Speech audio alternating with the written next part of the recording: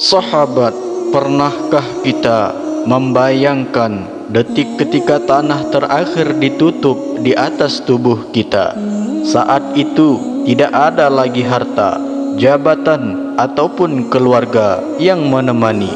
Hanya amal yang setia mendampingi. Kubur akan berkata, "Aku adalah rumah ulat, rumah sepi, rumah gelap gulita. Apa bekalmu untukku?" Maka siapa yang ingin selamat, ia harus membawa persediaan dari dunia.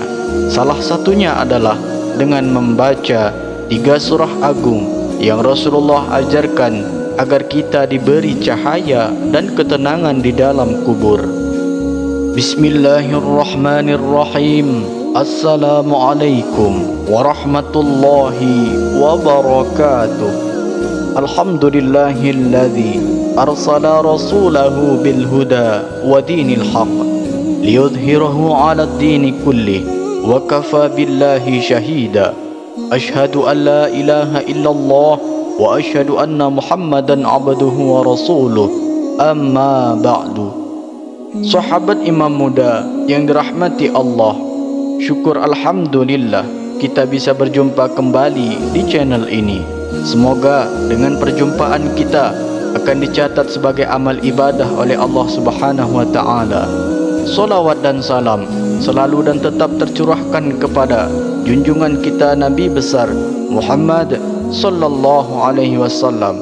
Mari para sahabat, kita ucapkan atau bisa tuliskan di kolom komentar, Allahumma salli ala sayyidina Muhammad wa ala ali sayyidina Muhammad.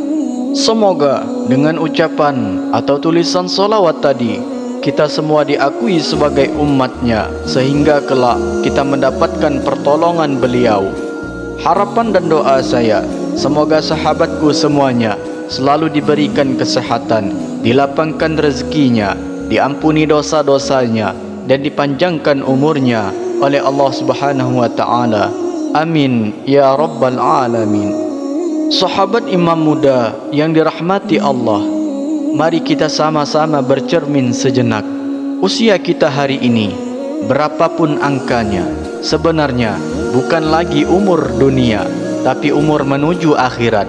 Rambut yang memutih, tenaga yang berkurang, pendengaran yang melemah, semua itu adalah tanda-tanda dari Allah bahwa perjalanan kita kian dekat menuju rumah yang abadi.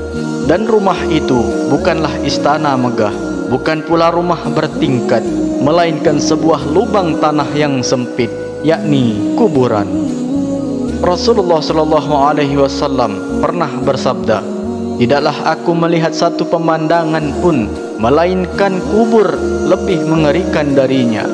Bayangkan sahabat, betapa ngerinya saat tanah mulai menutup tubuh kita. Saat itu orang-orang yang kita cintai akan beranjak pergi, tinggalkan kita sendirian, gelap, sunyi, sepi, dan kubur akan berkata, "Aku adalah rumah ulat, rumah kegelapan, rumah kesendirian. Apa bekalmu untukku?"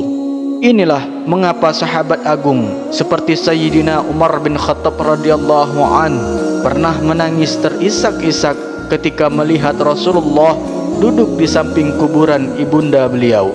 Bahkan Nabi SAW pun berlinang air matanya. Beliau mengingatkan kita bahwa kubur bukanlah akhir, melainkan pintu pertama menuju akhirat. Barang siapa yang selamat di dalamnya, maka perjalanan setelahnya akan lebih mudah. Namun siapa yang gagal, maka apa yang menanti sesudahnya akan lebih berat. Karena itu, mari sahabat, sebelum terlambat kita siapkan bekal.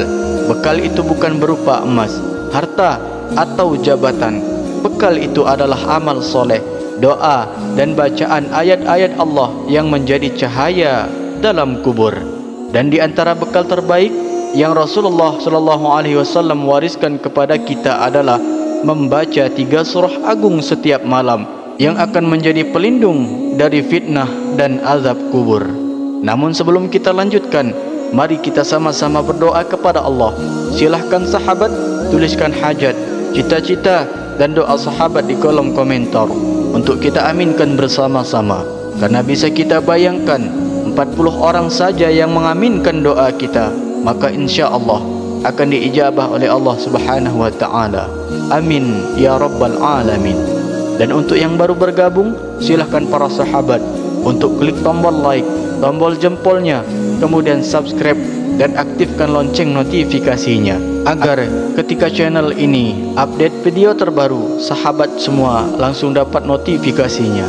Terima kasih, semoga Allah balas semua kebaikan Anda. Sahabat imam muda yang dirahmati Allah, ada sebuah kisah yang diriwayatkan dari seorang ulama salaf. Beliau bercerita tentang seorang murid yang sangat tekun mengamalkan bacaan Al-Quran, khususnya surah-surah agung yang dibacanya setiap malam tanpa pernah tertinggal meskipun hanya beberapa ayat. Ketika murid tersebut wafat, salah seorang sahabat bermimpi melihat keadaannya di alam barzah. Dalam mimpi itu, wajah sang murid tampak bercahaya, kuburnya lapang dan ia terlihat tersenyum bahagia. Ketika ditanya, "Apa yang membuatmu mendapatkan semua kenikmatan ini?" Ia menjawab, "Surah Tabarakalladzi biyadihil mulk." Surah Al-Muluk yang setiap malam aku baca telah datang menemaniku di kubur, melindungiku dari pertanyaan yang sulit dan menerangi tempatku yang semula gelap gulita. Kisah ini juga datang dari sebagian orang soleh di negeri Syam. Diceritakan ada seorang laki-laki yang wafat dalam keadaan biasa saja, namun setelah kematiannya banyak orang bermimpi bertemu dengannya dalam keadaan tenang dan penuh cahaya. Saat ditanya apa rahasianya, ia menjawab, "Aku tidak punya amal istimewa, tetapi setiap malam aku selalu membaca surah Yasin sebelum tidur. Itulah yang menolongku di alam kubur, memberi aku ketenangan dan menghapus rasa takutku." Dan ada pula kisah dari para sahabat Nabi, Abdullah bin Mas'ud radhiyallahu anhu. Beliau menegaskan kepada murid-muridnya, barang siapa yang membaca surah As-Sajadah dan surah Al-Muluk pada malam hari, maka ia akan mendapatkan cahaya dan penjagaan dari Allah di alam kuburnya. Sahabatku yang dirahmati Allah, kisah-kisah ini bukan dongeng, bukan pula cerita karangan. Ini adalah warisan para ulama, warisan para sahabat yang menunjukkan kepada kita bahwa Al-Quran adalah sahabat sejati.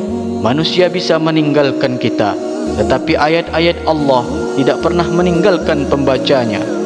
Dari kisah-kisah nyata di atas, kita belajar bahwa betapa pentingnya menjadikan Al-Quran sebagai wirid harian, apalagi di usia kita sudah memasuki senja.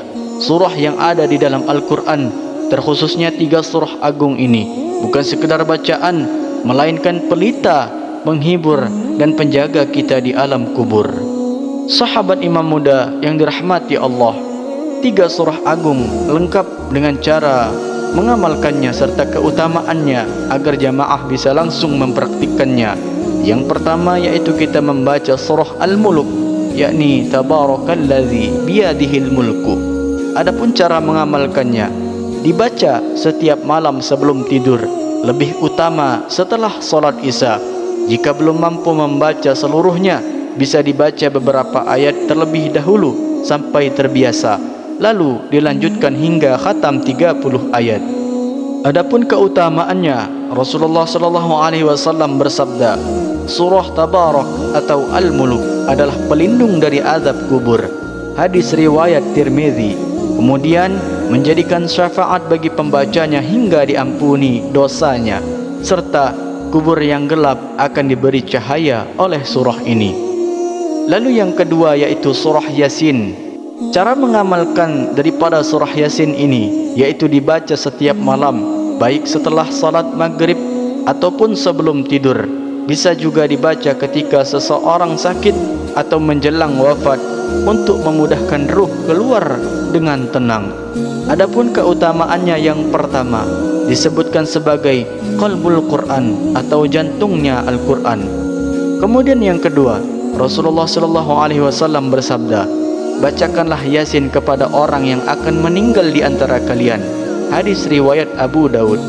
Kemudian yang ketiga, membacanya memberi kelapangan hati, mempermudah urusan dunia dan akhirat. serta menjadi penolong di alam kubur dan syafaat di hadapan Allah. Kemudian yang terakhir atau yang ketiga yaitu surah As-Sajadah. Adapun cara mengamalkannya sangat dianjurkan dibaca setiap malam sebelum tidur. Rasulullah SAW sering membaca surah As-Sajadah bersama surah Al-Muluk dalam satu malam. Adapun keutamaannya yaitu mengingatkan kita bahwa akan pentingnya sujud kepada Allah. Kemudian yang kedua, menjadikan saksi ketaatan orang yang membacanya di malam hari. Yang ketiga, memberi syafaat di alam kubur dan kelapangan di hari kiamat. Serta yang keempat, dalam riwayat disebutkan orang yang membaca As-Sajadah di malam hari akan dicatat sebagai hamba yang taat dan terjaga dalam lindungan Allah.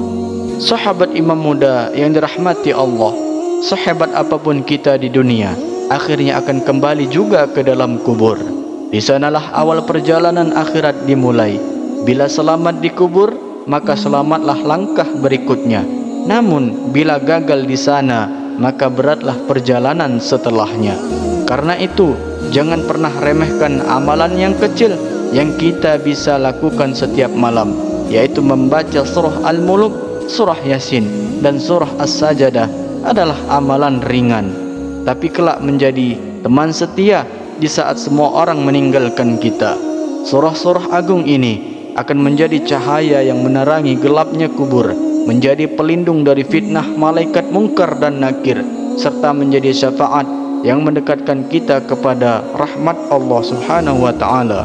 Mari sahabat, mulai malam ini jangan lewatkan 3 surah agung ini. Bacalah dengan hati yang khusyuk. Jadikan ia wirid sebelum tidur, agar kita benar-benar siap jika malam itu ternyata malam terakhir kita. Semoga Allah Subhanahu wa ta'ala menjadikan kubur kita taman dari taman-taman surga, melapangkan seluas mata memandang, meneranginya dengan cahaya Al-Quran, dan mempertemukan kita semua kelak bersama Rasulullah SAW di dalam surganya yang penuh dengan kenikmatan. Amin ya rabbal alamin. Wallahu alam bisawab. Akhirul kalam. Wassalamualaikum warahmatullahi wabarakatuh.